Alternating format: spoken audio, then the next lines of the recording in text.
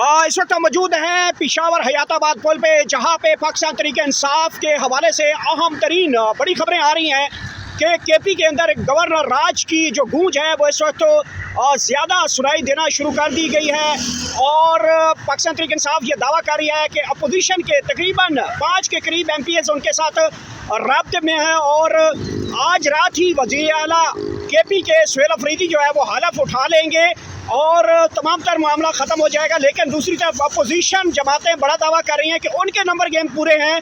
अगले 24 घंटे अंदर क्या होने जा रहा है, क्या लॉ एनफोर्समेंट की क्या यहाँ पे सिचुएशन बनती हुई दिखाई दे रही है, आईनी बहरान की तरफ मामला बढ़ता हुआ दिखाई दे रहा है। कहाँ तक मामला है, इस्तीफ़ा आज गवर्नर केपी के फैसल करीम कुंडी को मसूल हो चुका है और इस वक्त पिशावर के अंदर पाकिस्तान तहरीक इंसाफ के कारकुनान को मुकम्मल चार्ज रखा जा रहा है। मुकम्मल कॉल दे दी गई है केपी के अंदर कि किसी भी सूरत हाल को मद्देनज़र रखते हुए बड़ी कॉल की तरफ मामला बढ़ता हुआ दिखाई दे रहा है। इस वक्त सिचुएशन बड़ी दिलचस्प मरले में दाखिल हो चुकी है। जैसे सुहेल अफरीदी जो है हलफ उठाएंगे तो वो असम्बली से खिताब में मुतवक्के ये किया जा रहा है, यहाँ पे जो हमें खबरें वसूल होना शुरू हो चुकी हैं कि वो एक इमरान खान के हवाले से बड़ी कॉल की तरफ मामला बढ़ता हुआ दिखाई दे रहा है। ये सारी सिचुएशन बन चुकी है। हमारे साथ पाकिस्तान तहरीक इंसाफ के सीनियर रहनुमा और सीनियर कानूनदान ज़ियाउल्लाह खान एडवोकेट हमारे साथ पेशावर से मौजूद है। सर बताइएगा क्या बड़ी डेवलपमेंट होने जा रही है? देखें, डेवलपमेंट्स तो बहुत बड़ी होने वाली हैं, आपके नाजरीन भी देखेंगे, आप भी देखेंगे।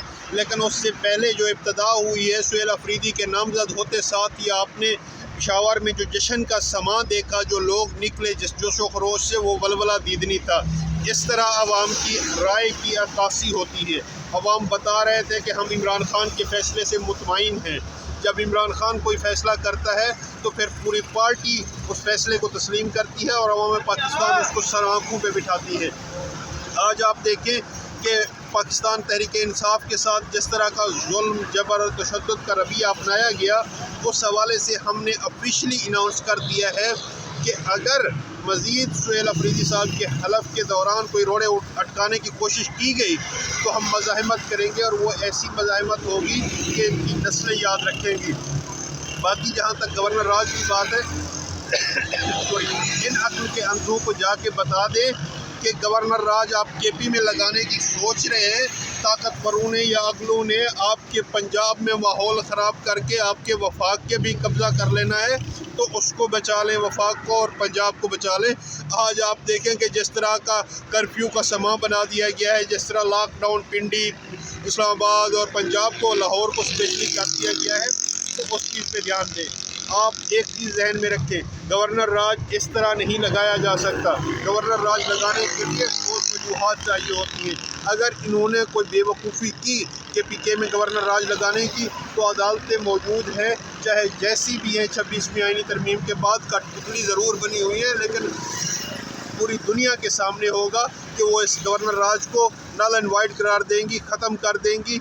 इसलिए कि गवर्नर राज लगाने की अब सुप्रीम कोर्ट ऑफ पाकिस्तान ने कभी भी इजाज़त नहीं देनी, क्योंकि माजी में उन्होंने फुल बेंच ने फ़ैसले दिए हुए हैं, सुप्रीम कोर्ट ऑफ पाकिस्तान के फुल बेंच ने, कि गवर्नर राज नहीं लगाया जा सकता।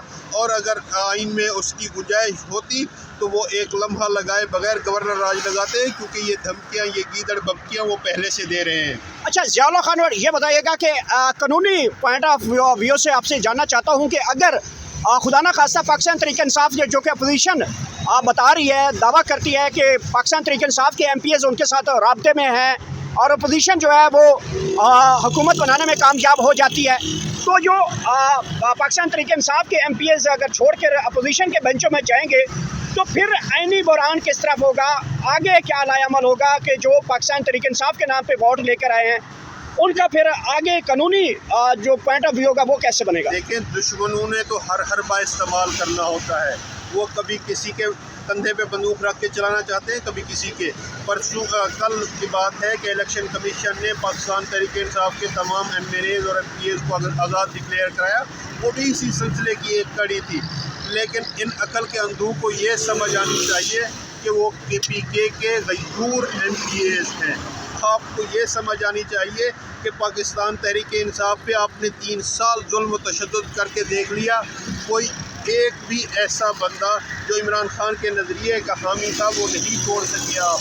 آج دیکھیں کہ 3 سال سے، کسی کو 2 سال سے، کسی کو 1.5 سال سے آپ نے پابند سلاسل رکھا ہوا ہے۔ بہت ساری مثالیں موجود ہیں، کسی ایک کو آپ توڑ سکے، آپ نہیں توڑ سکے۔ آپ خواتین میں دیکھ لیں، یاسمین راشد صاحبہ جو ایک بزرگ خاتون ہے، کینسر سروائیول ہے، اس کو نہیں توڑ سکے تو آپ ایم پی ایز کو توڑیں گے، یہ آپ کی خام خیالی ہے۔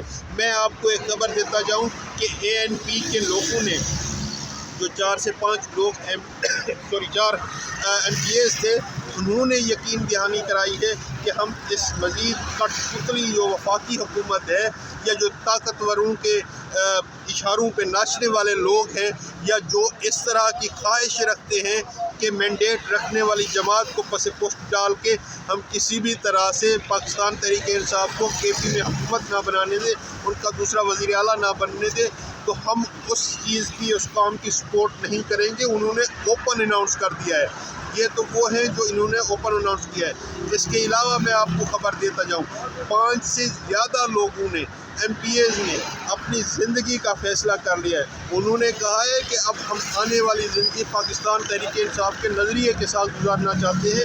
ہم ان لوگوں سے تنگ آ چکے ہیں، وہ جان چھڑانا چاہ رہے ہیں۔ ان کی خواہش تھی، ان کی سوچ تھی کہ ہم پاکستان تحریک انصاف کے ایم پی ایز کو توڑیں گے۔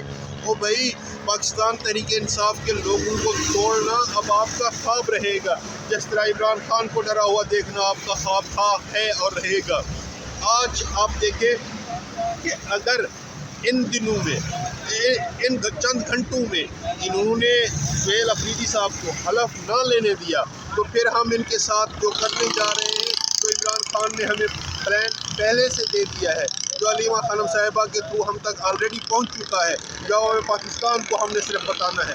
پھر ان کی بھول ہے کہ یہ چل سکیں گے، یا چند دن بھی چل سکیں گے، کیونکہ طاقتور اب طاقتور نہیں رہے جب عوام فیصلہ کر لیتی ہے، طاقتور نہیں رہتے جب انقلاب آ جاتا ہے۔ اچھا ضیاء صاحب، یہ بتائیے گا کہ کیا آج یہ جو خبریں اس وقت پشاور کے اندر گردش کاری ہیں، جو سنائی دے رہا ہے وہ یہی سنائی دے رہا ہے کہ آج جیسے ہی وزیر اعلیٰ سہیل افریدی یہاں پہ حلف اٹھائیں گے وزارت اعلیٰ کے لیے، تو وہ آج اجلاس سے خطاب کریں گے، تو اس میں بڑی کال کی طرف وہ اشارہ دے سکتے ہیں، کسی ٹائم بھی وہ جو ہے راولپنڈی اسلام آباد کی طرف بڑھتا ہوا مارچ یا لانگ مارچ کی طرف معاملہ جا سکتا ہے۔